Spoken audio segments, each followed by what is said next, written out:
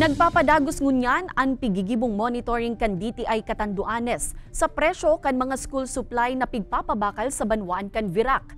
Ang nasambitan ng lakdang kanahensya may koneksyon sa napaparaning pagpuon kan klase. Sigun sa DTI, nasa 15 establishmento ang target nindang mabisita sa banwaan. Sa ngunyan, mayo pa subuot ni nanotarang paglangkaw sa presyo kan mga school supply sa lugar, huli tadakul paman ang stocks. Inen kami narman kan DTI ang publiko na amay na magbakal mantang barato pa asin bastante pa ang supply. Sa mga mamamiling Katandunganon, sa mga mamis, mga mama po natin dyan, mamili na po kayo ngayon habang meron pang stock sila. Kasi we are sure na habang papalapit po yung pasukan ay siyempre po yung maubusan ng stocks.